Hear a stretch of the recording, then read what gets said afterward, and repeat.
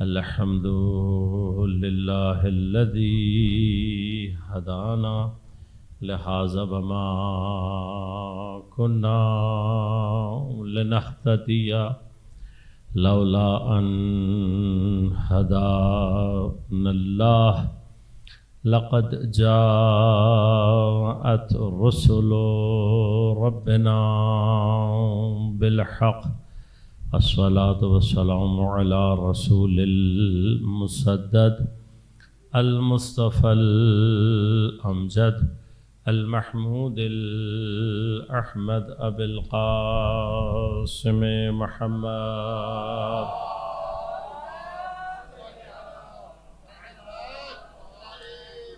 والصلاة والسلام على أسد الله الغالب غالب على كل غالب علي بن أبي طالب والصلاة والسلام على سيدة المعصومة المظلومة الطاهرة البتول بضعة الرسول فاطمة الزهراء سيدة نساء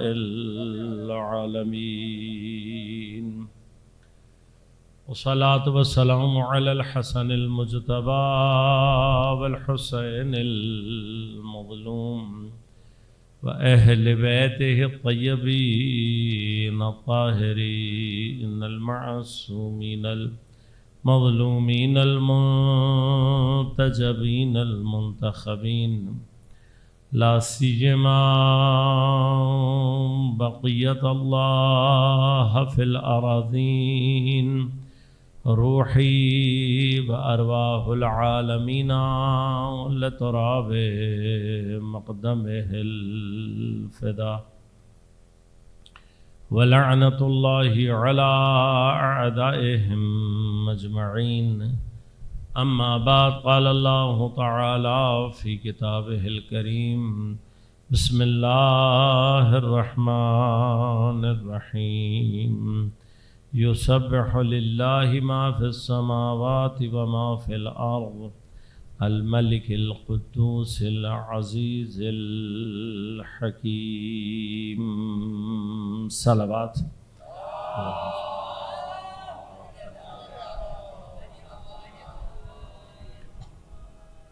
مومنین کرام سامعین محترم عزیزان گرام قدر ایام شہادت مظلومان حضرت زہرا سلام اللہ علیہا کے سلسلے میں برپا کی گئی ان 5 مجالس میں تسبیح کے عنوان سے ہماری گفتگو کا سلسلہ جاری ہے۔ موضوع پر گفتگو کے لیے سورہ مبارک جمعہ کی ابتدائی آیت کو سرنامہ کلام کے طور پر انتخاب کیا اور تلاوت کو آپ کی خدمت میں تقدیم کیا۔ پروردگار عالم ارشاد فرما رہا ہے کہ جو کچھ بھی زمین اور آسمان میں ہے یسبح للہ، اللہ تبارک و تعالی کی تسبیح کرتا ہے، تقدیس کرتا ہے، حمد کرتا ہے۔ خب یہ مخلوقات کی تسبیح، یہ مخلوقات کی حمد ان مخلوقات کے درجہ خلقت میں ان کی خلقت کے ساتھ ہی جاری اور ساری ہے، یعنی ہر وہ چیز کی جو مخلوق کہلاتی ہے اس کا مخلوق ہونا اور اس کا جو درجہ وجودی ہے اس درجہ وجودی کے اندر وہ اپنے حصے کی تسبیح کو انجام دے رہا اور اپنے ہی درجہ وجودی یعنی جس درجے میں وجود کے اللہ نے اس کو رکھا ہے اسی درجے کے اعتبار سے وہ شعور اور ادراک اور علم رکھتا ہے، اور پھر کیفیت تسبیح بھی اسی عنوان سے ہے۔ اور ہماری مشکل یہ ہے کہ ہمیں یہ تسبیح سمجھ میں نہیں آتی، ہمارے سمجھ کے دائرے سے یہ تسبیح باہر ہے۔ اس کی وجہ یہ ہے کہ گرچہ اللہ تبارک و تعالی نے انسان کو احسن مخلوق خلق کیا ہے، لقد خلقنا الانسان فی احسن تقویم، لیکن ساتھ ہی ساتھ ارشاد فرمایا ثم رددناہ اسفلا سافلین، ابھی اسفل سافلین سے کیا مراد ہے؟ ایک مرحلہ تو بالآخر گناہ گاروں کا ہے، لیکن یہ جو اللہ فرما رہا ہے ثم رددناہ، ہم نے ہی اس کو پلٹایا ہے اسفل سافلین میں، تو اس سے ایک ممکنہ مراد یہ ہے کہ گرچہ انسان کی ترکیب اس کے اندر جس روح کو اللہ نے اپنی جانب نسبت دی ہے یہ اس کو احسن مخلوق بناتی ہے، یہ اس کی تقویم کو، یہ اس کی بناوٹ کو بہتر بناتی ہے، لیکن جب انسان اس مادی دنیا میں اپنے مادی وجود کے ساتھ آتا ہے تو وہ اپنے فہم کے اعتبار سے اس دنیا کی، اس کائنات کی سب سے اسفل مخلوق ہے۔ اب اس مقام اسفل سے باہر نکلنے کا راستہ کیا ہے؟ الا الذین آمنوا وعملوا الصالحات۔ اس مقام اسفل سے کون باہر نکلتا ہے؟ جو ایمان لاتا ہے اور نیک اعمال کو انجام دیتا ہے۔ لہذا اب یہ ہمارا مقام اسفل ہے، اور اسی مقام اسفل، اسفلیت کا تقاضا، سافلیت کا جو تقاضا ہے وہ کیا ہے؟ کہ ہمارا فہم الفاظ پر آ کر ٹھہر جاتا ہے۔ یہ الفاظ کے ساتھ چیزوں کو سمجھنا، الفاظ کے سہارے سے باتوں کو سمجھنا، یہ سب سے پسترین مرتبہ ہے سمجھ اور فہم کا۔ آج ہمیں یہ بات سمجھ میں آ رہی ہے، جیسے جیسے انفارمیشن ٹیکنالوجی اور علم ترقی کر رہا ہے، اب آگے کی جنریشنز کو بعض چیزیں سمجھانا زیادہ آسان ہے۔ لہذا اب آپ غور کیجئے گا کہ وہ بچے جو خاص طور پہ انفارمیشن ٹیکنالوجی، آرٹیفیشل انٹیلیجنس، ان تمام زمینوں میں کام کر رہے ہیں، انہیں شاید یہ باتیں مجھ سے زیادہ بہتر سمجھ میں آتی ہوں کہ جب آپ نے مشینوں کو آپس میں سنکرونائز کرانا ہو تو آپ الفاظ کے ذریعے سے نہیں کر رہے۔ الفاظ کے ذریعے سے مشینوں کے درمیان کی کمیونیکیشن نہیں ہوتی۔ اب جو بغیر الفاظ کے کمیونیکیشن ہو رہی ہے، سافٹ ویئرز کے ذریعے سے ہو رہی ہے، بغیر الفاظ کے ذریعے سے مختلف ایکوپمنٹس کے ذریعے سے ہو رہی ہے، یہ سنکرونائزیشن زیادہ بہتر ہے۔ لہذا انسان خود جب مشین سے رابطہ پیدا کرتا ہے، اب عام طور پہ آرٹیفیشل انٹیلیجنس میں ہم سوال کرتے ہیں، لیکن بعض اوقات وہ ہمارے سوال کو صحیح سے سمجھ نہیں پا رہا ہوتا۔ کیوں؟ اس لیے کہ خود الفاظ کے ذریعے سے اپنا مطلب بیان کرنا ہمارے اپنے لیے بھی آسان نہیں ہے۔ لہذا اب ایک پورا کانسیپٹ ڈیولپ ہو رہا ہے پرومپٹ انجینئرنگ کا۔ پرومپٹ انجینئرنگ کیا ہے؟ وہ کہتے ہیں آپ مشین کو جتنا پرفیکٹ پرومپٹ دیں گے وہ اتنا ہی بہترین آپ کو جواب اور آپ کے مسئلے کا حل آپ کو دے گی۔ کیوں؟ اس کو جو پرفیکٹ پرومپٹ کہا جا رہا ہے وہ کیا ہے؟ جتنا صحیح لفظ آپ استعمال کریں گے، جتنا صحیح لفظ آپ اس تک پہنچائیں گے، وہ اسی طرح کا ریسپانس آپ کو دے گی۔ اب اس میں مسئلہ ہے، مثلا میں کوئی لفظ استعمال کروں، اس لفظ کا فہم میرے لیے کیا ہے وہ ایک الگ مسئلہ ہے، آپ کے لیے جو اس کا فہم ہے وہ ایک الگ مسئلہ ہے۔ لہذا اصل علم کو بارہا یہ بات سمجھائی گئی ہے کہ علم کی حقیقت الفاظ میں نہیں ہے، علم کتابوں سے حاصل ہونے والی چیز نہیں ہے۔ ایک درجہ ضرور ہے، ابتدائی اور اہم درجہ ضرور ہے، لیکن علم کا نہائی درجہ اور اصل درجہ علم اور حکمت کا الفاظ میں نہیں ہے، بلکہ الفاظ سے ہٹ کر انسان عمل کے ذریعے سے جو علم حاصل کرتا ہے وہ علم و حکمت بالکل جدا ہے اور اس کی کیفیت بھی بالکل جدا ہے۔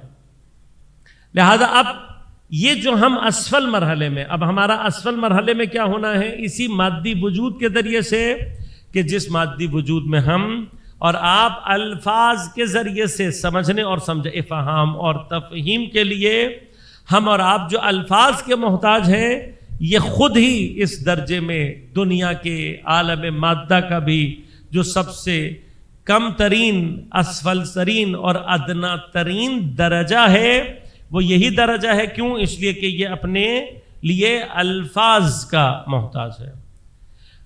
اگر ہمیں اپنے اس درجہ سافلیت کا، اپنے اس اسفل ہونے کا احساس ہوگا تو ہمیں تب ہی قرآن کے نزول کی کیفیت سمجھ میں آئے گی۔ مثلا قرآن نازل ہونے کا کیا معنی ہے؟ قرآن کے نازل ہونے کا معنی یہ ہے کہ قرآن ایک درجہ اعلیٰ، ایک درجہ افضل سے درجہ ادنا میں اور درجہ سافل میں نزول پیدا کر رہا ہے. تب قرآن اس کا نزول کیا ہے؟ اپنی حقیقت نورانیہ سے ان الفاظ کی صورت میں آنا. تو مقام وحی، مقام نورانیت میں کسی بھی قسم کا اشتباہ اور ابہام نہیں ہے.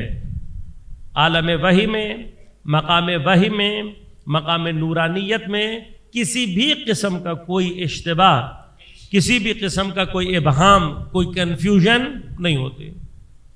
لہذا قرآن جو اپنی بعض آیات میں متشابہات کی بات کر رہا ہے، اس تشابہ کا بھی جو تعلق ہے وہ اس کے مرحلہ نازل میں اس کے ان الفاظ کے ساتھ ہے. کیوں؟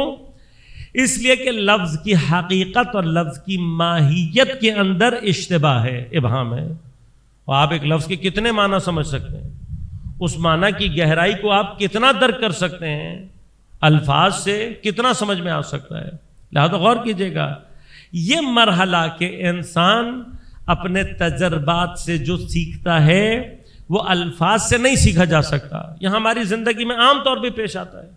بہت سارے مقامات ہیں، بعض کی طرف میں نے اشارہ کیا ہے، لیکن مثلا آپ کوئی بچہ اگر کوئی سپورٹس کھیلتا ہے تو یہ سپورٹ اس کو اس کے مربی، اس کے کوچ کے الفاظ سے سمجھ میں نہیں آئے گا. مربی تو آپ کو یہ بتائے گا کہ بیٹے تم نے ایسے کھیلنا ہے، اس چیز کی رعایت کرنی ایسے. اب یہ جو اس نے الفاظ سے بتا دیا ہے یہ کبھی بھی اس کے شاگرد کے لیے معنی حقیقی پیدا نہیں کرے گا. لہذا کوچ کیا کہتا ہے؟ کوچ کہتا ہے بیٹے پریکٹس کرو، زیادہ سے زیادہ پریکٹس کرو. وہ یہ زیادہ پریکٹس سے کیا ہوگا؟ زیادہ پریکٹس سے جو چیز اس کو سمجھ میں آنی ہے وہ کبھی بھی الفاظ اور کتابوں کے ذریعے سے سمجھ میں نہیں آ سکتا. لہذا یہ ہمارے اور آپ کا ایک عام مثلا مردوں کے لیے عام طور پر آپ سے اگر آج کوئی کہے کہ بھئی آپ کوکنگ شروع کریں، تو ہو سکتا ہے کہ جن مردوں نے اس سے پہلے کبھی کوکنگ نہ کی ہو ان کے لیے بعض مراحل سخت ہوں. پہلے ہی وہ کھڑے ہو کر سوچ رہے ہوں گے کہ یہ بنے گا کیسے. اب آپ کتاب سے جتنی مرضی مرتبہ ترکیب پڑھ لیں، سوشل میڈیا پر آپ کوئی ریسیپی کو 50 دفعہ بناتے ہوئے دیکھ لیں، یہ آپ کو کبھی بھی نہیں سمجھا سکتا کہ کھانا بنے گا کیسے. وہ کھانا بنانے اور اس کو سمجھنے کے لیے ضروری کیا ہے؟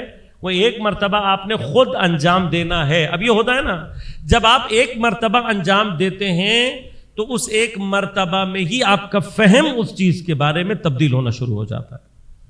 اب آپ جتنی مرتبہ اس کام کو انجام دیں گے، جتنی مرتبہ پریکٹس کریں گے، اتنا ہی آپ کا ملکہ اس کام کے اوپر زیادہ ہوتا چلا جائے گا.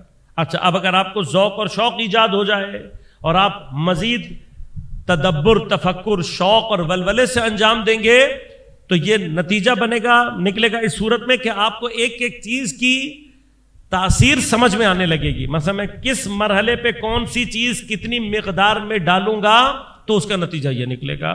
لہٰذا آپ اب یہ جو مثلا میں بہت ادنا سی مثال دے رہا ہوں، مثلا کہیں کا کھانا آپ کو زیادہ اچھا کیوں لگتا ہے؟ حالانکہ ایک ہی چیز ہے، ایک ہی طرح کے مسالے ہیں. یہ جو بنانے کی ترکیب ہے یہ کیا ہے؟ یہ ایک علم ہے، ایک حکمت ہے جو کتاب سے پڑھ کر نہیں آتی ہے، یہ تجربے سے آتی ہے، یہ عمل کی صورت میں ہے. اسی طرح سے علم اور حکمت کے جو دروازے ہیں وہ صرف الفاظ سے نہیں آنے، الفاظ ایک ابتدا ہے. لہٰذا قرآن بار بار اس بات کی طرف متوجہ کر رہا ہے کہ پیغمبر کا کام بنیادی طور پر کیا ہے؟ پیغمبر کا کام یہ ہے کہ یہ ہم نے بھیجا ہے تمہارے درمیان میں نبی، کیا یتلو علیکم آیاتہ، یتلو علیہم آیاتہ، یہ ان کے اوپر آیات کو تلاوت کرے گا. اب یہ تلاوت ایک مرحلہ، کیا یہ تلاوت ہونے سے سب کو برابر کا علم حاصل ہو جائے گا؟ نہیں. ان میں سے کچھ تزکیے کے لیے تیار ہوں گے، جن کا تزکیہ ہو جائے گا یزکیہم، اور جو تزکیہ شدہ ہوں گے، جو اپنا تزکیہ کر لیں گے، یعلمہم الکتاب والحکمہ، پھر اس کے بعد پیغمبر انہیں حکمت اور کتاب کی تعلیم دیں گے. پس یہ جو تعلیم ہے جو تلاوت کے بعد، جو تزکیے کے بعد حاصل ہو رہی ہے، یہ تعلیم الفاظ کے ذریعے سے نہیں ہے، بلکہ یہ تعلیم تزکیے کے نتیجے میں عمل کی صورت میں ہے. یہ وہ تعلیم ہے کہ جو انسان کے اندر سے نشأت پاتی ہے. لہذا یہ بڑے ہی عجیب و غریب مقامات ہیں. بعض لوگ اہل بیت اطہار علیہم الصلوۃ والسلام کی نسبت اس طرح کے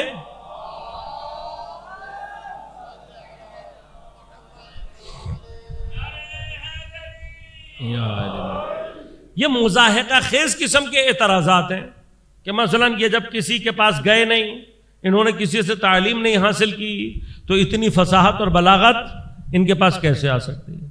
خاص طور پر ایک طبقہ مثلا وہ اعتراض کرتا ہے جناب سیدہ سلام اللہ علیہا کی نسبت کہ جناب سیدہ کی ایک تو عمر کوتا ہے 18 سال، پھر آپ خاتون ہیں، کبھی گھر سے نہیں نکلیں، آپ مثلا کسی کے پاس جا کر آپ نے تعلیم حاصل نہیں کی ہے، تو جس خاتون نے کبھی تعلیم حاصل نہیں کی وہ ایک دم سے آ کر مثلا فدق کے مقام پر اتنا فصیح اور بلیغ خطبہ کیسے دے سکتی ہے؟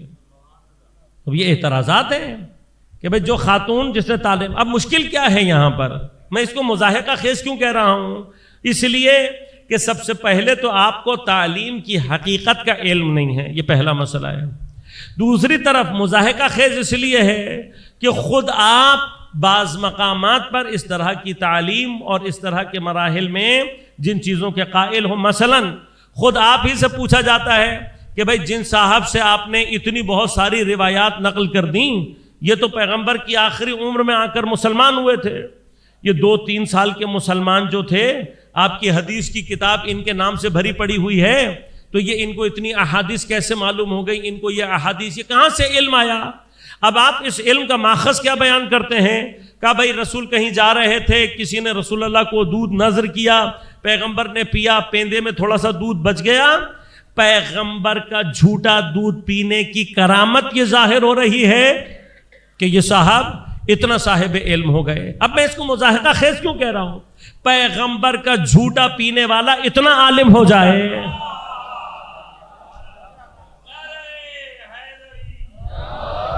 اور جو بی بی خود مدینۃ العلم کی آغوش میں پلی ہو، وہ مدینۃ العلم کی آغوش میں پلا ہونا بھی ایک الگ بحث ہے، جو خود اس مدینۃ العلم کا بضع اور ٹکڑا ہے، جو نتیجہ ہے، جو آئی ہی اسی کے وجود سے ہے.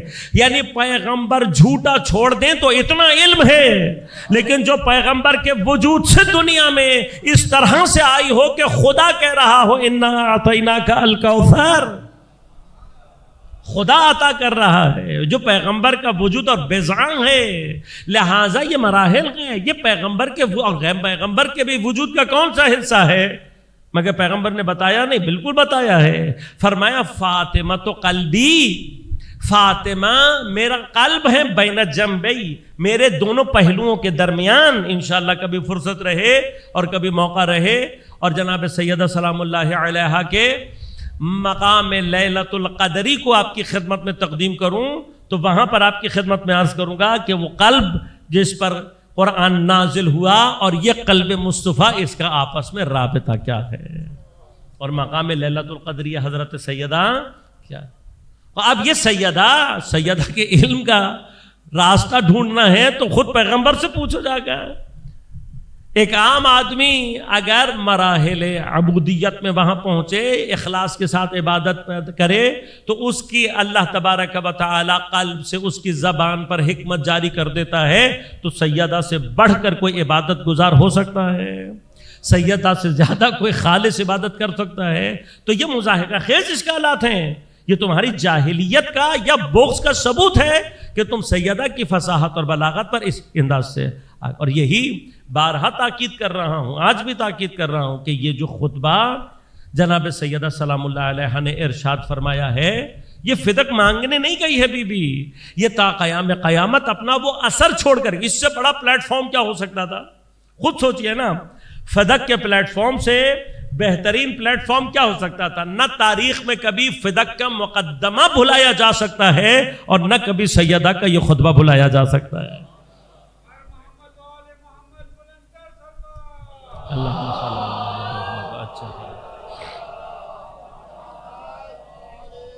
لہذا جناب سیدہ تم، ہم اپنے زبان میں کہیں گے، موقع سے فائدہ اٹھا رہی ہیں. استفادہ کر رہی ہیں اس موقعیت سے کہ ایسے وقت میں خطبہ ارشاد فرما رہی ہیں کہ موقع بھی نہیں بلایا جا سکے گا، لہذا خطبہ بھی. اب یہ خطبہ کس لیے ایراد کیا، کس لیے ارشاد فرمایا؟ اور ہمارے اور آپ کی واہ واہ کے لیے نہیں ہے. اس کا اصل مقصد کیا ہے کہ مجھ اور آپ تک یہ خطبہ پہنچے. معارف کا ایک دریا ہے جو سیدہ نے اس میں جاری کیا ہے. وہ ایام فاطمیہ میں جناب سیدہ سلام اللہ علیہا سے توسل، حضرت سے محبت کا اظہار، اس کا ایک طریقہ یہ ہے. عزیزان من، اپنی زندگیوں میں وقت نکالیں، توجہ دیں، نکالیں وقت اس چیز کے لیے. یہ ساری چیزیں روزانہ نہیں پڑھیں، نہیں کہتا روزانہ پڑھیں. کل شب سے لے کر 3 جمادی الثانی کی شب تک 20 دن ایام فاطمیہ مخصوص ہیں. یہ جو مخصوص فاطمیہ کے 20 دن کے ایام ہیں، آج منت مانے، ہزار مشکلات ہیں جناب سیدہ کے توسل سے، جناب سیدہ کے ذکر سے پوری ہونی ہے. اور اس کو بھی تجربہ کر کے دیکھیں. منت مانے کہ ہم آج سے اپنے گھر میں اس خطبے کے 2-2 3-3 لائنیں پڑھ کر انشاءاللہ 20 دنوں میں جناب سیدہ کا پورا خطبہ پورا گھر پڑھے گا. اور ہم منت مانتے ہیں کہ خدا جناب سیدہ کے وسیلے سے ہماری فلاں مشکل آسان کرے. ضرور آسان ہوگی انشاءاللہ، کر کے دیکھیں.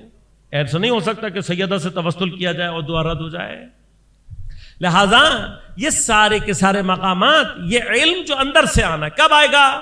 جب انسان اپنے آپ کو اس مرحلہ اسفل سے باہر نکالے گا.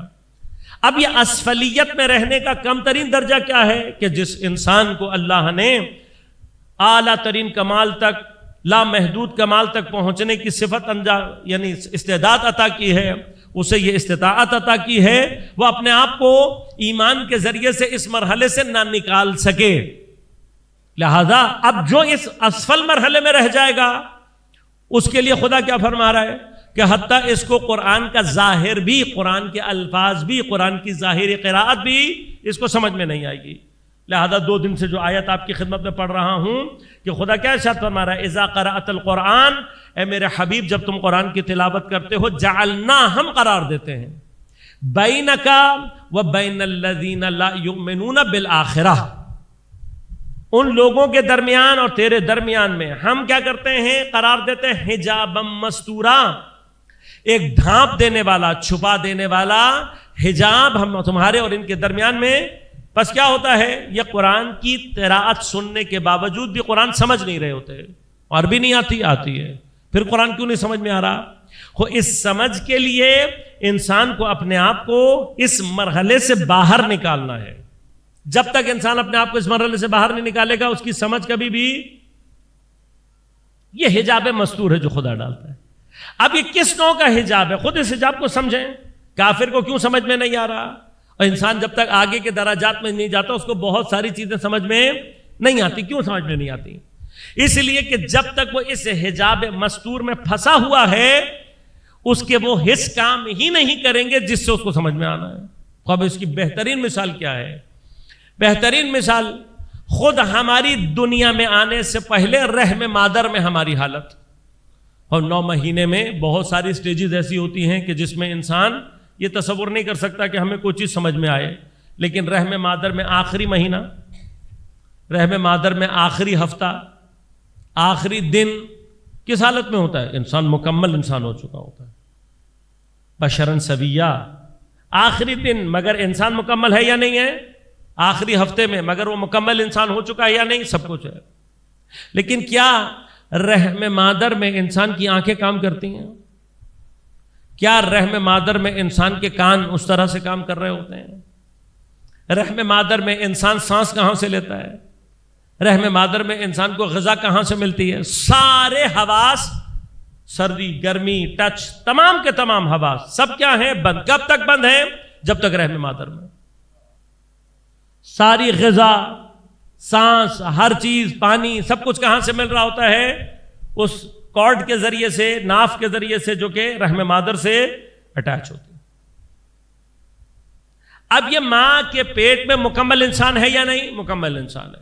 کیا اس کا کوئی حصہ کام کر رہا ہے؟ کیوں نہیں کام کر رہا؟ جب تک رحم مادر میں رہے گا کام نہیں کرے گا. لیکن جیسے ہی رحم مادر سے انقطاع پیدا کر کے دنیا میں آئے گا، مگر کیا اس سے پہلے دنیا میں نہیں ہے؟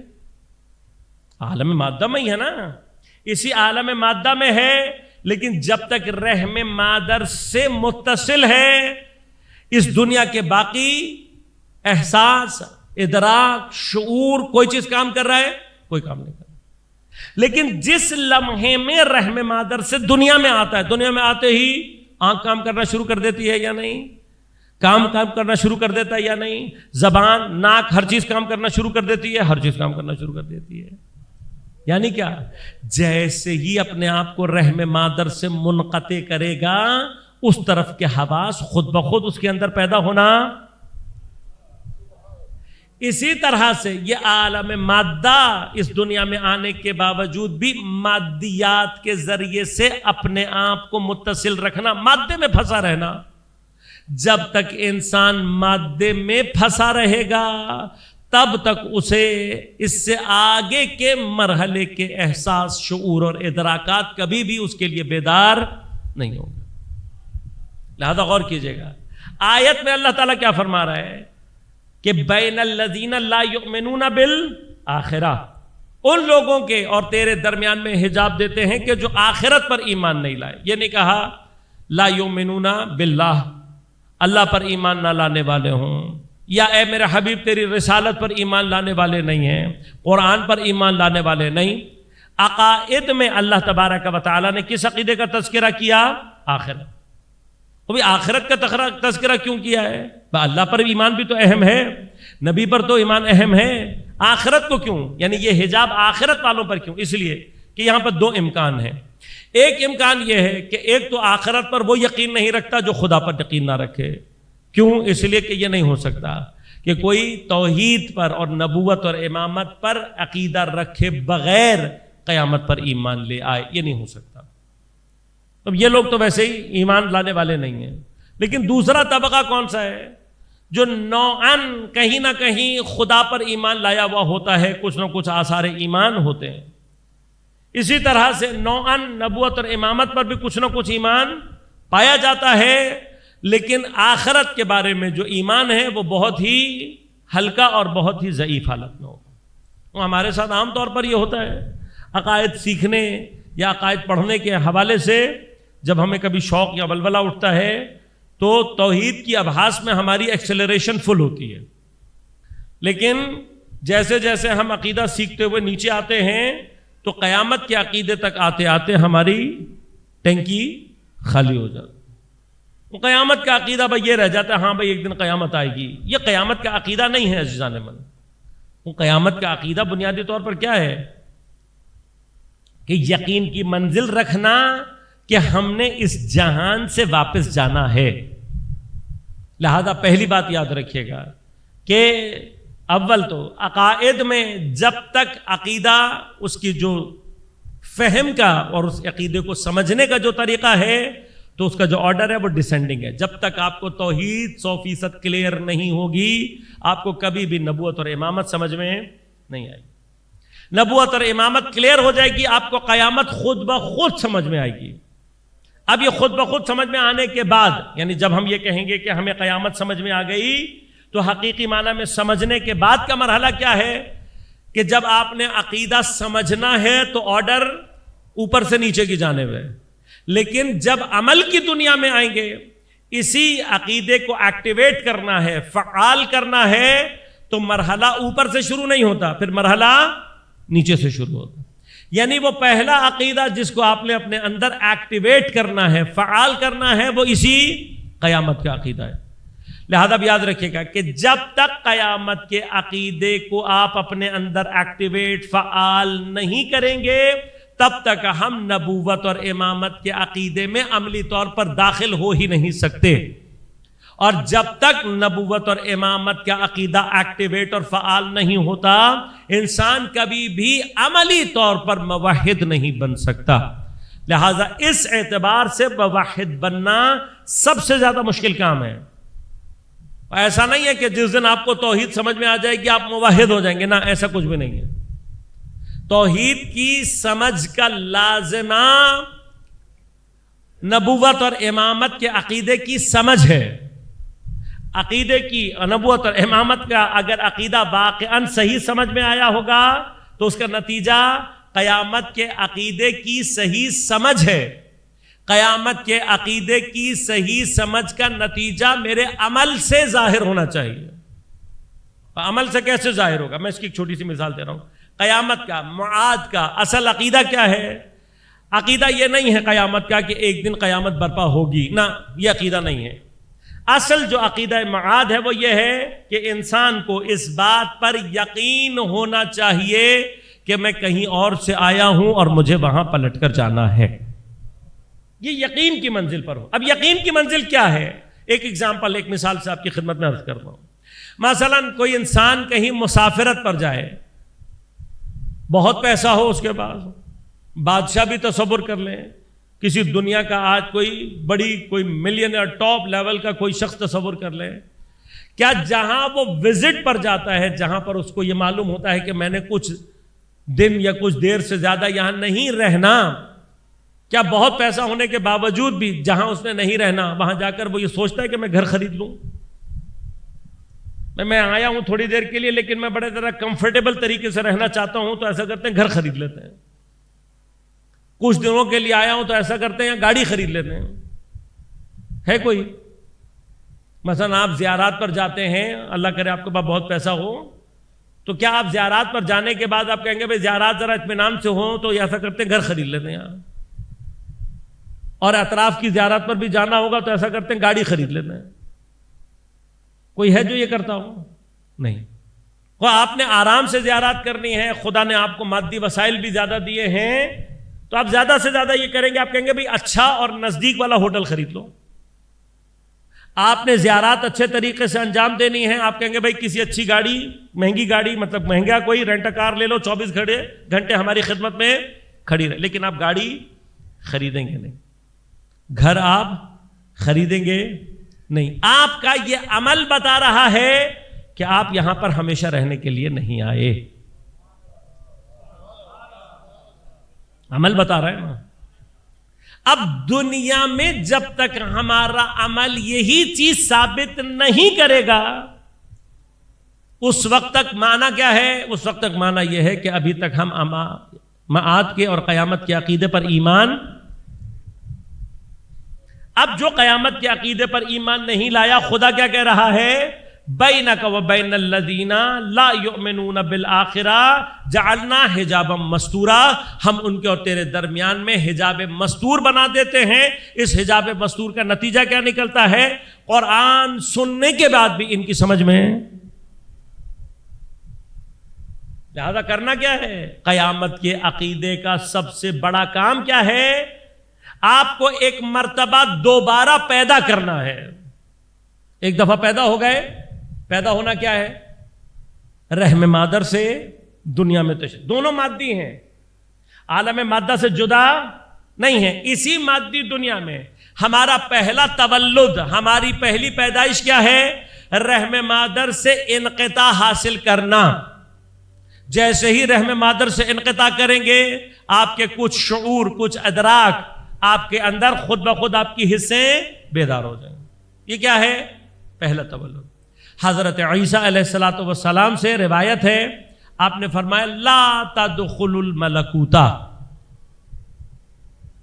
وہ شخص کبھی بھی ملکوت میں داخل نہیں ہو سکتا من لم یولد مرتین. وہ شخص کہ جو دوسری مرتبہ، 2 مرتبہ پیدا نہ ہوا ہو، کبھی بھی ملکوت میں داخل ہو ہی نہیں سکتا. پہلی دفعہ تو ہم پیدا ہو جاتے ہیں، دوسری دفعہ کی پیدائش کیا ہے؟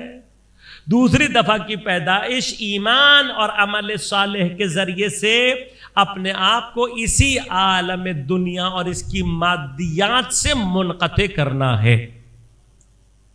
اب جتنا ہم اپنے آپ کو اس سے منقطع کرتے چلے جاتے ہیں، اتنا ہی اس طرف کا شعور ہمارے اندر بیدار ہونے لگتا ہے.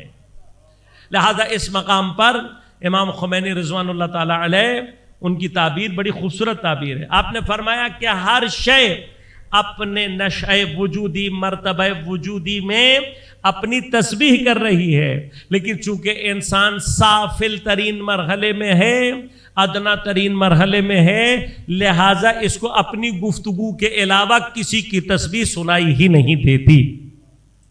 یہ تسبیح کا سنائی دینا. اب یہ کب حاصل ہوتا ہے؟ کہ جب انسان اپنے آپ کو عالم مادہ سے منقطع کرتا ہے. اب جب عالم مادہ سے منقطع کرتا ہے تو نتیجہ کیا نکلتا ہے؟ اسے خلائق کی تسبیح خود بخود درک ہونا شروع ہو جاتی ہے. یہ مراحل پیش آتے ہیں. لہذا آیت اللہ ملا محمد کاشی علیہ الرحمہ آپ سے واقعات آپ کے بچوں نے نقل کیے ہیں، شاگردوں نے. فرمایا کہ آیت اللہ شیخ ملا کاشی علیہ الرحمن کا نماز شب میں آپ کا سوز و گداز اور اللہ کے حضور میں جب آپ راز و نیاز کے مرحلے میں آتے تھے تو اس قدر آپ کا بدن لرزتا تھا کہ آپ کے ہڈیوں کے ہلنے کی آواز کمرے کے باہر تک آتی تھی. اب اس کا نتیجہ کیا ہے؟ فرمایا کہ ایک دن درس کے بعد آقا کا ایک شاگرد آیا اور اس نے آ کر کہا، آقا صاحب، ایک اور شاگرد کے بارے میں کہا کہ آقا صاحب یہ شاگرد مثلا کہہ رہا تھا کہ کل رات میری آنکھ کھلی اور میں آقا کے حجرے کی طرف گیا تو میں نے دیکھا کہ در و دیوار سے ذکر سبوح قدوس کی آواز آ رہی. آقا میں نے جب آگے بڑھ کر دیکھا تو دیکھا کہ حاج شیخ ملا محمد کاشی سجدے میں ہیں اور یہی ذکر وہ پڑھ رہے ہیں، سبوح قدوس ربنا و رب الملائکۃ والروح، اور وہ جب یہ پڑھ رہے ہیں تو ان کے ساتھ در و دیوار اسی کو دہرا رہا ہے. کہ یہ سن کر ملا محمد کاشی علیہ الرحمن کا سوچ میں پڑ گئے. جب سوچنے لگے تو شاگرد نے پوچھا کہ قبلہ کیا بات ہو گئی، کیا سوچ رہے ہیں؟ کہ میں اس بات پر تعجب نہیں کر رہا، اس بات پر تعجب نہیں کر رہا کہ میرے ذکر کے ساتھ در و دیوار ذکر کر رہا ہے. اس بات پر تعجب نہیں کر رہا ہوں، تعجب یہ کر رہا ہوں کہ میرے اس شاگرد کے اندر یہ فہم پیدا کہاں سے ہوا ہے. یہ اتنی جلدی اس فہم پر کیا اس نے طریقہ اختیار کیا ہے، کیا کام اس نے ایسا کیا ہے کہ جو اتنی جلدی یہ اس فہم کے مرحلے پر آ گیا ہے کہ اسے میری تسبیح کے ساتھ ساتھ اطراف کی چیزوں کی تسبیح سنائی دے رہی ہے. اب یہ مقام تسبیح ہے. انسان فہم بیدار ہوتا ہے. بس جب تک انسان کے اندر یہ فہم، قرآن تصریح کے ساتھ اسی طرح سے قرآن نے کئی مقامات پر حضرت داؤد علیہ السلام کے لیے ارشاد فرمایا کہ جس وقت حضرت داؤد علیہ السلام زبور پڑھتے ہیں، حضرت داؤد علیہ السلام تسبیح پروردگار کرتے ہیں، تو کیا فرمایا کہ حضرت داؤد علیہ السلام کے ساتھ پہاڑ ان کے ساتھ تسبیح کر رہے ہوتے ہیں. پرندے اور حیوانات حضرت داؤد علیہ السلام کے ساتھ تسبیح کر رہے ہیں. اب یہ جو تسبیح ہی، یہ یاد رکھیے گا کہ انسان کامل اب جو جتنا منقطع ہے، لہذا انبیاء معصومین اس انقطاع کو دنیا میں لے کر آتے ہیں اور انہوں نے صرف اپنے اس انقطاعی کیفیت کو ظہور دینا ہوتا ہے، اسی کو انہوں نے شگوفہ کرنا ہوتا ہے. لہذا وہ جس مشکلات سے گزرتے ہیں، انہی مشکلات سے گزر کے وہ اپنی اسی کمال تسبیح کو دنیا کے سامنے ظاہر کر رہے ہوتے ہیں. لہذا وہ جب کنیکٹیوٹی میں آتے ہیں چیزوں کی تو اس کے ساتھ خود بخود کیا ہوتا ہے، چیزیں آٹومیٹیکلی ان کی تسبیح کی کیفیت ان کے ساتھ مل کر اپنے آپ کو ظاہر کرنا شروع کر دیتی ہے. لیکن اب یہ مراحل ہیں جن کو ادراک ہے محمد و آل محمد علیہ السلام کا، انہوں نے پھر اسی اعتبار سے، لہذا ابن شہر آشوب نے مناقب میں حضرت حبیب ابن مظاہر سے روایت کی ہے. انہوں نے آ کر امام حسین علیہ السلام سے سوال کیا کیا، آ کر سوال یہ کیا کہ مولا، حضرت آدم کی خلقت سے پہلے آپ کیا تھے اور کیا کیا کرتے تھے؟ یعنی حضرت حبیب ابن مظاہر یہ عرفان و معرفت رکھتے ہیں کہ محمد آل محمد علیہ السلام کا نور حضرت آدم سے پہلے موجود ہے. یہ بحث نہیں ہے. جاننا کیا چاہتے ہیں کہ بھئی یہ نور کس کیفیت میں تھا اور کیا کیا کرتا تھا؟ تو اب حضرت امام حسین نے جواب دیا، کہا کننا اشباح نور، ہم کیا تھے؟ ہم نور کی شباہ تھے. ندور حول عرش ربک، ہم نے کیا کیا ہوا تھا؟ ہم نے دور کیا ہوا تھا، اپنے دائرے میں لیا ہوا تھا عرش پروردگار عالم کو. اور اس عالم میں ہم کر کیا رہے تھے؟ نعلم الملائکہ، ہم اس مرحلے میں ملائکہ کو تعلیم کر رہے تھے کہ تسبیح کیسے کرنی ہے اور تحمید کیسے کرنی ہے.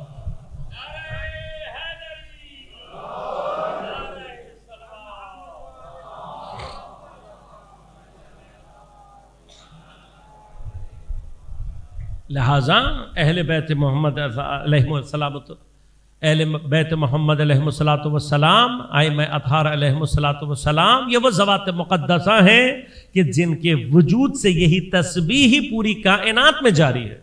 تو یہ تسبیح کا اثر ہے، ہر چیز تسبیح کر رہی ہے. لہذا اسی تسبیح کے اثر کے ذیل میں یاد رکھیے گا، ہر شے اپنے درجہ وجودی میں اپنے اسی درجہ وجودی کے شعور اور ادراک کے ساتھ تسبیح کر رہی ہے. درجہ وجودی کا شعور ہے اور اسی شعور میں اسی ادراک کے ساتھ وہ تسبیح کر رہی ہے. اور چونکہ اسی مرحلے کا ادراک اور ارادہ اس کے پاس ہے، لہذا اسی درجے کے اندر بعض اوقات بعض خلائق تسبیح کو ارادتاً ترک بھی کرتے ہیں. اب جب وہ ترک کرتے ہیں تو کیا ہوتا ہے؟ اس کے آثار نازل ہوتے ہیں.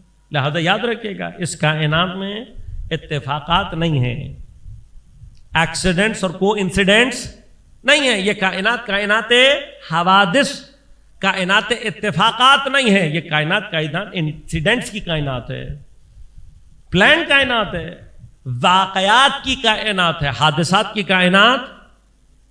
اس حد تک ہے کہ فرمایا وَمَا تَسْقُطُ مِن وَرَقَةٍ إِلَّا يَعْلَمُهَا، پتا تک نہیں گرتا مگر خدا کو اس کا علم ہوتا ہے. یعنی پلانڈ ہے، ایسا نہیں ہے کہ حتیٰ پتا بھی اگر گر رہا ہے تو اتفاق، نہ اتفاق نہیں ہے. لہذا اب چونکہ معصوم ناظر ہے، جب معصوم سے پوچھا گیا تو معصوم نے جواب دیا، کہا یہ جو تم دیکھتے ہو کہ بعض حیوانات، بعض پرندے، ہوا میں کوئی پرندہ، جانوروں میں سے کوئی جانور کسی چیز کا شکار ہوا، کسی پرندے کو کسی پرندے نے شکار کر لیا، کسی حیوان نے کسی حیوان کو شکار کر لیا. امام فرماتے ہیں نہیں شکار ہوتا کوئی حیوان مگر یہ کہ تسبیح کو اس نے ترک کیا ہوتا ہے. سر اتفاق نہیں ہے، ایکسیڈنٹس نہیں ہے. لہذا یہ مرحلہ عزیزان من، یہ جو ہمارے ہاں سائنس کے مارے افراد پوری کائنات کو حادثات اور اتفاقات کے اوپر بنانے کی کوشش کرتے ہیں، تو ایک حادثہ تھوڑی ہے یہ. جب آپ مثلا بگ بینگ کو ایک حادثہ کہیں گے تو کیا معاملہ ختم ہو جائے گا؟ نہیں. پھر ہر جگہ پر ہر چیز کے لیے آپ کو حادثہ چاہیے.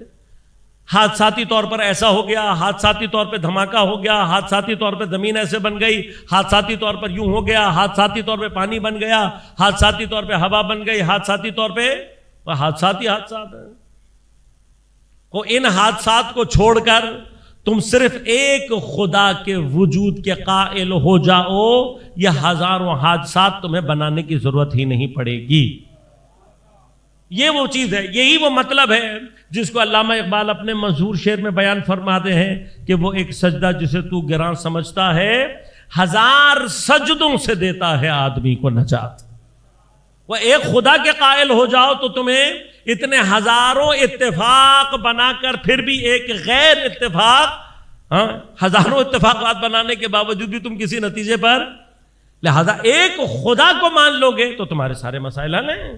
پھر ہر چیز سمجھ میں آنے لگتی ہے، ہر چیز کے کاز اینڈ ایفیکٹ، اس کی علت، اس کی کیفیات خود بخود انسان کو سمجھ میں آنے لگتی ہے. لہذا عزیزان من، ہر شے تسبیح کر رہی ہے، لیکن ہر شے کی تسبیح اس کے اپنے درجے کے اعتبار سے ہے. چونکہ اب ہم عالم مادہ کے اور اپنے ایمان کے درجات کے اعتبار سے سب سے اسفل کنڈیشن میں ہیں، ہمیں سنائی نہیں دیتا. ورنہ ہر شے، حتی مومن، میں نے عرض کیا کہ مومن جب ان مراحل میں داخل ہوتا ہے اس کے اطراف کی چیزیں اس کے ساتھ تسبیح کر رہی ہوتی ہیں.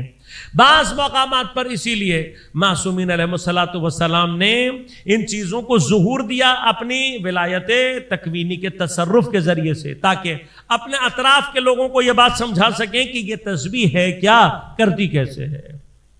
لہذا جناب علقمہ نے جناب ابن مسعود سے روایت کیا اس بات کو، دونوں نے فرمایا کہ کئی مرتبہ ایسا ہوا کہ ہم پیغمبر اکرم صلی اللہ علیہ وآلہ وسلم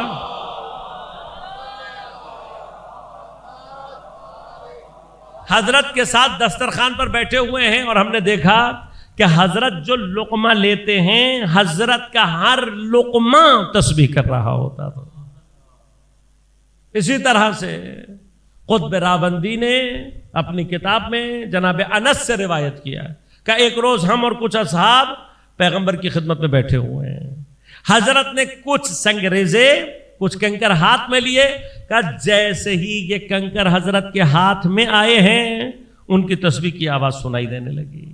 یہ کیا ہے؟ حجاب کو ہٹایا اور یہ بتایا کہ دیکھو انسان کامل امام معصوم ہمارا رب کیا ہے کہ ہم ہیں کہ جو ان کے ذریعے سے یہ تسبیح جاری ہے اور ہم ہی اس سیر میں تمہیں آگے لے کر جا سکتے ہیں. کہا کہ حضرت کے ہاتھوں پر کنکروں میں وہ تسبیح کی آواز آتی رہی. حضرت نے یہی کنکر حضرت امیر کے ہاتھ میں رکھے کہ جب حضرت امیر کے ہاتھ میں آئے تب بھی ان کی تسبیح کی آواز سنائی دے رہی تھی. پھر حضرت نے فرمایا ہم نے باری باری وہ کنکر اپنے ہاتھ میں لیے کہ ہم میں سے کسی کے ہاتھ سے بھی کنکروں کی تسبیح کی آواز نہیں آئی. کہا اب غور کیجئے گا خود پیغمبر اس مقام پر کیا کر رہے ہیں. اتنا تو پیغمبر اس عمل کے ذریعے سے سمجھانا چاہتے تھے نا کہ جس وجود پہ ولایت کے جس درجے پر میں ہوں اسی درجے پہ حضرت امیر علیہ الصلوۃ والسلام ہے. جو اثر ہے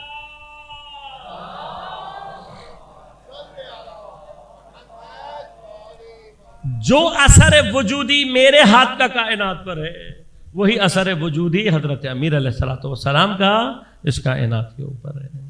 لہذا اب یہ اثر وجودی ہے جو مختلف مقامات پر مختلف طریقوں سے ظہور پیدا کرتا ہے. حضرت داؤد کا وجود ظہور پیدا کر رہا ہے تو پہاڑ پرندے ان کے ساتھ تسبیح کر رہے ہیں. لیکن مقام حضرت زہرا سلام اللہ علیہا کیا ہے؟ بالآخر یہ بھی تو ظہور دینا ہے نا. یہ بتانا ہے کہ پھر جناب حضرت داؤد کا مقام یقیناً اپنے مقام پر ہے لیکن یہ جناب سیدۃ النساء العالمین ہے.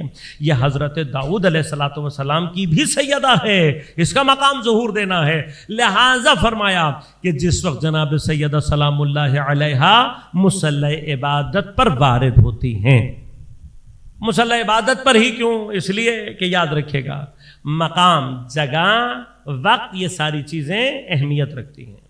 جناب سیدہ ہر وقت ذکر کی کیفیت میں ہے ہر وقت تسبیح کی کیفیت میں ہے. بی بی کا ہر عمل عبادت پروردگار ہے اس لیے کہ ہر کام سیدہ صرف اور صرف خدا کے رضا کے لیے کر رہی. لہذا اس میں بھی درمیان میں وہ وقت وہ جگہ کہ جو مصلی جب وہ مصلی وہ مکان خدا سے نسبت پیدا کر لے تو اس کی تاثیر بدل جاتی ہے.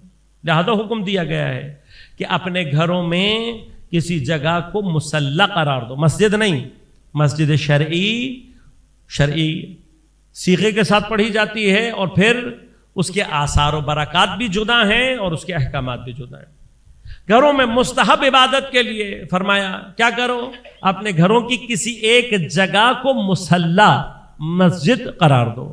اب یہ توفیقات ہے نا عزیزان. بعض لوگ گھر بناتے ہیں، گھر بناتے ہوئے ان کی سب سے زیادہ توجہ کس پر ہوتی ہے کہ جی میرا کمرہ کہاں ہوگا، لیونگ روم کہاں ہوگا، ڈرائنگ روم کہاں ہوگا، کچن کیسے بن رہے ہیں، باتھ روم کیسے. لیکن کچھ لوگوں کو توفیق ہوتی ہے وہ گھر کے نقشے میں سب سے پہلے کہتے ہیں یہ بتاؤ کہ گھر میں عزا خانہ کہاں بنا ہوگا. تو اسی عزا خانے کو عام طور پر لوگ مومنین اپنے لیے مصلی بھی قرار دیتے ہیں. لہٰذا اس مصلی کی جب آپ نے جگہ کو نسبت دے دی خدا سے اس کی تاثیر خود بخود جاری ہو جاتی ہے. اس کا مقام باقی مقامات سے جدا ہو جاتا ہے. لہٰذا آداب دعا میں حکم یہ ہے کہ جب دعا کسی مشکل میں گرفتار ہو، کوئی واقعاً سنجیدہ اور مشکل مسئلے سے حل کے لیے دعا کر رہے ہو تو دعا کے آداب کو رعایت کرو. نہ یہ کہ لیٹے ٹیڑے بیٹھے اٹھے جیسے بھی منہ بنا ہوا دعا کر رہے نا. فرمایا آداب کو رعایت کرو. ان میں سے ایک آداب رعایت کیا ہے؟ کہ اس مصلی پر اپنے گھر میں وہ مقام کے جس کو تم نے مصلی قرار دیا ہے اس پر آ کر ادب سے بیٹھو. اس جگہ کی اہمیت ہے، حیثیت ہے. تو جگہ اور وقت دونوں. اسی لیے خود نماز کا جو فلسفہ ہے اور اس میں بھی جو اول وقت نماز کا فلسفہ ہے وہ یہ کہ نماز بنیادی طور پر ہمیں اور آپ کو اسی عالم ملکوت سے اسپیشل کنیکٹیوٹی دینے کے لیے ہے. یعنی کہ ہم نے جو اپنے آپ کو عالم مادہ سے منقطع کرنا ہے اب جب تک یہ انقطاع کامل حاصل نہیں ہوتا، یہ ٹوٹل ڈسکنیکٹیوٹی حاصل نہیں ہوتی، کچھ بوسٹر ہے بوسٹ کرنے کے لیے کنیکشن کو. یہ کنیکشن کو بوسٹ کرنے کے لیے یہ جگہ کیا ہے؟ یہ جگہ ہے نماز کا وقت. بچوں کو میں عرض کر رہا ہوں، یہ تو چیزیں اللہ کا شکر ہے انفارمیشن ٹیکنالوجی نے ان چیزوں نے بعض چیزوں کو سمجھنا آسان کر دیا. یہ بچوں کو میں عرض کر رہا ہوں، یہ زیادہ سمجھ میں آتی ہیں چیزیں. انٹرنیٹ کے اوپر بھی کچھ گیٹس ہوتے ہیں جو میں نے سنا ہوا ہے کہ بعض اوقات آپ کو بعض چیزوں کے لیے کچھ گیٹس درکار ہوتے ہیں، یعنی آپ ان گیٹس کو اوپن کرتے ہیں، لنک اوپن ہوتا ہے تو آپ کا جو کنیکشن ہے وہ بوسٹ ہو جاتا ہے. تو اب آپ کو یہ سمجھا رہا ہوں، دیکھیں اول وقت نماز جو علماء نے علماء نے جو اتنی تاکید کی ہے، مثلا آپ کو آسان زبان میں سمجھانا چاہوں تو یہ سمجھاؤں گا کہ اول وقت نماز کا فلسفہ کیا ہے. اول وقت نماز یوں سمجھ لیجئے کہ اول وقت نماز میں جو سرور ہے اس کی اپ لوڈنگ اور ڈاؤن لوڈنگ اپنے ٹاپ پر ہوتی ہے، ٹاپ سپیڈ پر ہوتی ہے. جتنا آپ اول وقت میں سرور کو کنیکٹ کر دیں گے اتنی بہترین اپ لوڈنگ اور ڈاؤن لوڈ ہوگی، انسٹالیشن اتنی اچھی ہوگی. لیکن کبھی کبھار ہوتا ہے نا، انسٹالیشن ہونے کے بعد جب پراپر طریقے سے سافٹ ویئر انسٹال ہو جائے تو کچھ دیر کے بعد اس کے آثار پتہ لگتے ہیں کہ میرے سسٹم پہ اس کے آثار کیا مرتب ہوئے ہیں. مطلب فوراً انسٹال ہوتے تو نہیں پتہ لگتا نا، کچھ عرصے کے بعد ود ٹائم پتہ لگتا ہے کہ فلاں سافٹ ویئر جو میں نے انسٹال کیا تھا اس کے میرے سسٹم کے اوپر آثار کیا ہیں. اسی طرح سے اول وقت نماز کا جو سافٹ ویئر ہے اس کو انسٹال کر کے اس کا اثر دیکھنے کی شرائط یہ ہے کہ 1 سال تک بلا ناغہ اول وقت نماز پڑھ کر دیکھو. یہ میں نہیں کہہ رہا، آیت اللہ بہجت رضوان اللہ تعالیٰ اور گارنٹی دے کر کہہ رہے ہیں، گارنٹی دی ہے آقا نے کہ کوئی بھی شخص 1 سال کوئی ایک وقت بھی اول وقت قضا کیے بغیر پڑھ لے. شرط سخت ہے لیکن اگر نتائج لینے ہیں تو کرنا پڑے گا. ہوتا ہے نا، ابھی یہ میں بچوں کی زبان میں سمجھانا چاہتا ہوں، کوئی بہت ہی قیمتی سافٹ ویئر ہو اور انسٹال نہ ہو رہا ہو. ہاں ہوتا ہے نا، انسٹالیشن ہوتے ہوتے انٹرنیٹ بند ہو گیا، وہ 0 پہ چلا جاتا ہے، آپ پھر دوبارہ سے لگاتے ہیں. کتنی دفعہ کوشش کرتے ہیں؟ جتنا سافٹ ویئر آپ کے لیے امپورٹنٹ ہوگا اتنی ہی دفعہ آپ کوششوں میں لگے رہیں گے. اب اللہ عالم ملکوت حب آل محمد آپ کے لیے جتنا قیمتی ہے اتنی سیریسنس کے ساتھ اول وقت نماز پڑھنا شروع کر دیں، اور جب بھی کہیں ڈسکنیکٹیوٹی ہو وہیں سے دوبارہ شروع. لیکن گارنٹی کیا ہے؟ آیت اللہ بہجت ضمانت دیتے ہیں کہ کوئی شخص 1 پورا سال اول وقت نماز نہ قضا کرے، گارنٹی دی ہے کہ خود بخود درجات عالیہ میں پہنچ جاتا ہے، خود بخود حجاب اٹھنا شروع ہو جاتے ہیں. کیا اثر کرے گا 1 سال میں؟ خود بخود آپ کے وجود پر اس کے آثار مرتب ہونا شروع ہو جائیں گے. واحد ریلیکسیشن اس میں کیا ہے کہ اگر آپ نے اول وقت نماز کے دوران کہیں ارادہ کیا ہو جماعت پڑھنے کا اور جماعت کی نماز دیر میں ہو رہی ہو، مثلا عام طور پہ ظہر کا اول وقت تقریباً آج کل مثلا جیسے 12:16-18 ہو رہا ہے، لیکن آپ نے طے کیا میں نے ظہر اثر جماعت کے ساتھ پڑھنی ہے اور جماعت ہو رہی ہے 1 بجے 1:15 بجے، تو جماعت واحد جماعت جبران کرتی ہے بلکہ افضل ہے فرادہ کی اول وقت نماز سے. لہذا اگر آپ نے جماعت نہیں پڑھنی تو پھر اول وقت مس نہیں ہونا چاہیے، یعنی یہاں اول وقت وارد ہوا اور وہاں آپ اللہ اکبر کہہ کے نماز میں وارد ہو جائیں 1 سال تک. 1 سال کے بعد انشاءاللہ اس کے آثار ہمیں بتانے کی ضرورت نہیں پڑے گی، آپ خود اس کو احساس اپنی زندگی میں کرنا شروع کر دیں. لہذا جگہ اور وقت دونوں امپورٹنٹ ہے. اب چونکہ یہ وقت نماز اور مصلی دونوں عالم ملکوت سے کنیکٹیوٹی کا سب سے پیک پوائنٹ ہے، لہذا اب جب جناب سیدہ اس وقت میں مصلی پر وارد ہو رہی ہیں تو اب حضرت سیدہ کی عبادت کے آثار ظاہر ہو رہے ہیں. کیسے ظاہر ہو رہے ہیں؟ فرمایا جناب سیدہ کو حضرت زہرا کہہ کے کیوں پکارتے ہیں؟ فرمایا جس وقت سیدہ مصلی عبادت پر وارد ہوتی ہے سیدہ کا نور عالم اہل سماوات کے لیے ویسے چمکنے لگتا ہے جیسے زمین والوں کے لیے آسمان کے ستارے چمک رہے.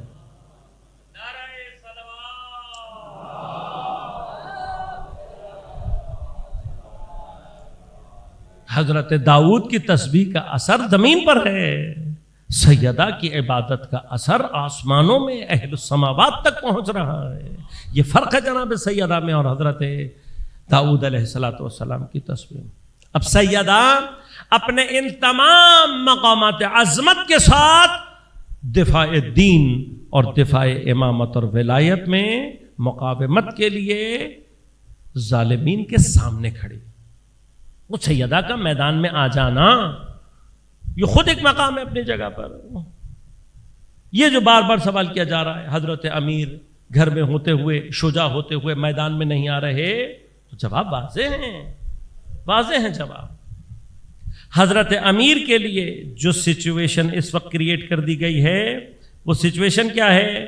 وہ سچویشن یہ ہے کہ حضرت کو اس دوراہے پر لے آئے ہیں، اس کنڈیشن میں لے آئے ہیں کہ جہاں نہ حضرت امیر تلوار چلا سکتے ہیں، نہ حتیٰ اپنے آپ کو قتل کے لیے پیش کر سکتے ہیں۔ حضرت امیر کے لیے قتل ہو جانا کوئی مشکل کام نہیں ہے۔ فرماتے ہیں خدا کی قسم ابو طالب کا بیٹا موت سے اس سے زیادہ مانوس ہے جتنا دودھ پیتا بچہ اپنی ماں کی چھاتی سے مانوس ہوتا، اس سے زیادہ مانوس حضرت امیر کے لیے۔ مگر امام حسین قتل سے ڈر رہے ہیں جو مدینہ چھوڑ کر جا رہے ہیں۔ مکہ کیوں چھوڑ رہے ہیں؟ خود فرما رہے ہیں کہ میں حرم میں حرم کی حدود میں ایک بالشت اندر قتل ہونے سے ایک بالشت باہر قتل ہونا پسند کروں گا۔ یعنی کیا؟ حضرت امام حسین علیہ السلام نہیں چاہتے کہ مجھے حرم خدا میں قتل کیا جائے۔ کیوں؟ اس لیے کہ حرم خدا میں امام حسین کا قتل کیا جانا حضرت کے لیے بھی نقصان دہ ہے، دین کے لیے بھی نقصان دہ ہے۔ خب جب دین کے لیے نقصان دہ ہے تو وہاں شجاعت، وہاں پر حکمت، وہاں پر ایمان کا تقاضا یہ ہے کہ خود کو اس قتل سے بچایا جائے۔ اور یہی حکمت ہے کہ امام سجاد علیہ السلام مدینہ کوفہ اور شام کے منازل کو اس طریقے سے طے کرے۔ یہی وہ حکمت ہے کہ جو باقی ائمہ قیام بالسیف نہیں کر رہے، تلوار نہیں اٹھا رہے۔ کیوں نہیں اٹھا رہے؟ اس لیے کہ تلوار اٹھانے، تلوار چلانے اور قتل ہو جانے سے امام کے دین کو بھی نقصان پہنچے گا، خود کو بھی نقصان پہنچے گا۔ بس یہ وہ جگہ ہے کہ جہاں ائمہ نے خود کو قتل ہونے سے بچانا ہے، لہذا قیام بالسیف نہیں کیا۔ وہ قیام بالسیف نہ کرنے کا معنی کیا ہے کہ طاغوت کو تسلیم کر لیا؟ نہیں، تسلیم نہیں کیا۔ اپنے حق کے لیے جو قیام کے مقدمات اور جس نوع کا قیام کر سکتے تھے وہ قیام جاری رکھا، چھوڑا نہیں، لیکن نوع قیام کو تبدیل کیا ہے۔ حضرت امیر کے لیے مشکل کیا ہے؟ پیغمبر کے بعد جو سچویشنز کریٹ ہو گئی ہیں، نہیں ہے شرائط مہیا، لہذا یہاں پر تلوار چلانے میں بھی دین کو نقصان ہے، اور اگر خود شہید ہو جاتے ہیں تب بھی خود کو بھی اور دین کو بھی نقصان ہے۔ لیکن مسئلہ کیا ہے؟ سامنے والا جری ہوا ہے، جانتا ہے کہ حضرت امیر نے اب تلوار نہیں چلانی، تو اس کو اپنے لیے موقع سمجھ کر کہ آج یا ہم علی کو تلوار نکالنے پر مجبور کریں گے یا علی کو قتل کر دیں گے۔ اب ان کو روکنے کے لیے اگر کوئی اور ہوتا تو سیدہ کو میدان میں آنے کی ضرورت تھی۔ یہی تو حضرت امیر کا اول مظلوم کائنات ہونا کیا ہے کہ بھرے ہوئے مدینہ میں حضرت امیر کا مدافع کوئی نہیں ہے سیدہ کے۔ لہذا سیدہ کی سیاسی بصیرت ہے کہ جب وظیفہ دیکھ لیا کہ اب دین کو اور ولی کو بچانا ہے تو اپنے محسن کو ساتھ لیے ہوئے میدان میں اترا ہے۔ جلتے ہوئے دروازے کے نیچے پہلو بھی ٹوٹ گیا اور محسن بھی ساقط ہو کر شہید۔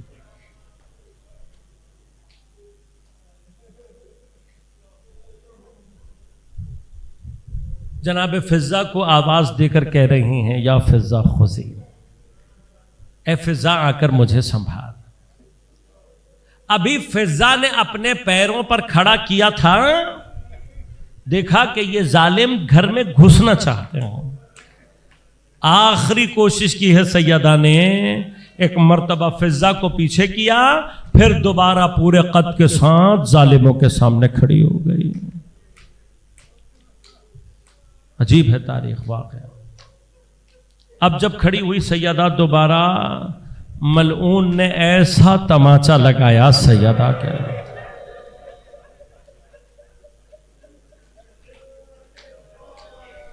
خدا کی قسم آسان، خدا کی قسم آسان نہیں ہے، علی کے لیے برداشت کرنا آسان نہیں ہے، آسان۔ خود کہتا ہے ملعون، اظہار کیا ہے کہ آج تک مقنے کے نیچے سے سیدہ کا گوشوارہ ٹوٹنے کا احساس مجھے آج تک، ایسا تماچا ملعون نے مارا تھا کہ سیدہ کے آنکھ کا گوشہ متورم ہو گیا تھا، سیدہ کے آنکھ کے اندر مرتے دم تک خون رہا ہے۔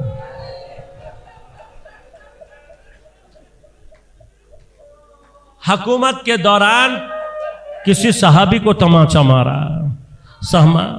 صحابی زمین پر گر کے تڑپ کر رو رہا تھا، جب وہ زیادہ رویا تو پوچھا کیا میرے تماچے سے تجھے تکلیف زیادہ ہوئی؟ وہ صحابی رو کر کہتا ہے اپنے لیے نہیں رو رہا، نبی کی بیٹی کی مصیبت یاد آ رہا۔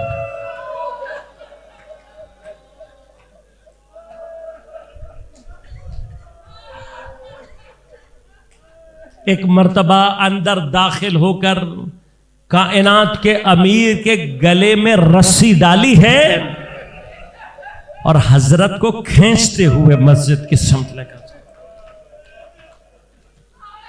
اب یہ سیدہ کے لیے آخری مقام تھا، اس قدر شکستہ ہو جانے کے باوجود ایک مرتبہ دوبارہ دوڑتی ہوئی آئی ہے، امام کے سامنے اپنے آپ کو ڈھال بنا کر آواز دے کر کہتی ہے اگر تم نے ابو الحسن کو نہ چھوڑا خدا کی قسم چادر ہٹا کر تمہارے لیے بد دعا کروں گے۔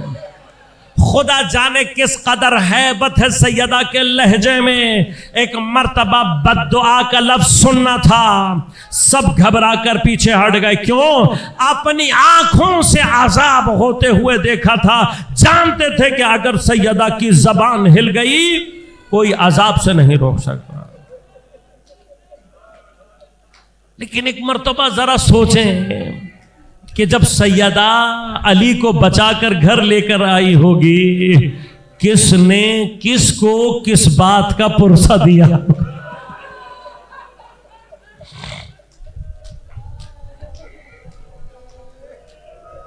علی کی مظلومیت کو درک کریں۔ زہرا کو بعد میں شک کی تاریکی میں دفنایا ہے، اپنے محسن کو پہلے شب کی تاریکی میں دفنایا ہے۔ زہرا کے قبر کا نشان بعد میں مٹایا ہے، پہلے اپنے محسن کی قبر کے نشان کو مٹایا۔ آسان نہیں ہے۔ کچھ دیر میں امت نے نبی کے جگر کے ٹکڑے کو ٹکڑے ٹکڑے کر دیا، اتنا ٹکڑے ٹکڑے ہو گئے کہ اب مصلی عبادت پر بھی سیدھے ہاتھ سے تسبیح پڑھ نہیں سکتے، نماز میں بھی اپنے پہلو سے ہاتھ اٹھا نہیں پاتے۔ لیکن اس کیفیت میں بھی جب علی کے مصائب سنے، علی کی مشکل کو سنا تو اپنی مشکلوں کو چھپانا شروع کر دیا۔ وہ علی کی مشکلیں ختم نہیں ہوئی ہیں، علی کی مشکلیں تو اب شروع ہوئی ہیں۔ ایک دن جناب فضہ نے آ کر کہا بی بی اب مدینہ کے لوگ مولا کو سلام نہیں کرتے۔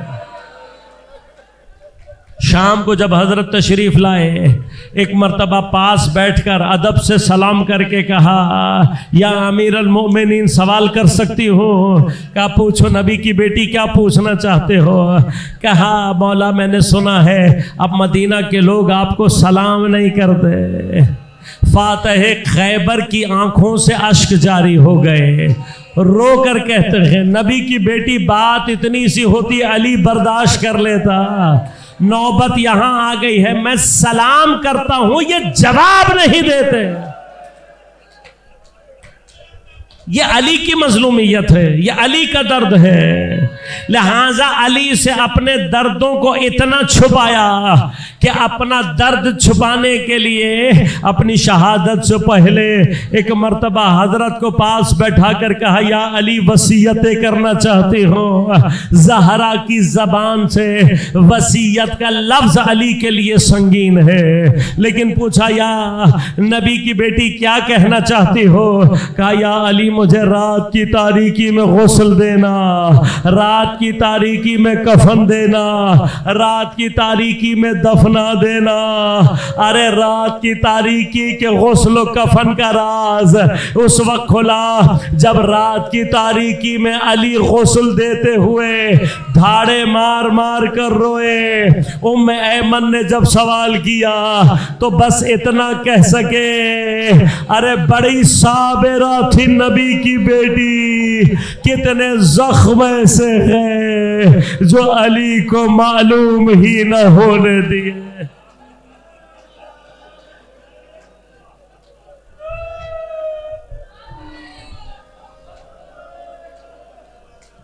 الا ولعنت اللہ علی القوم سے عالم الذین ظلموا. ماتم حسین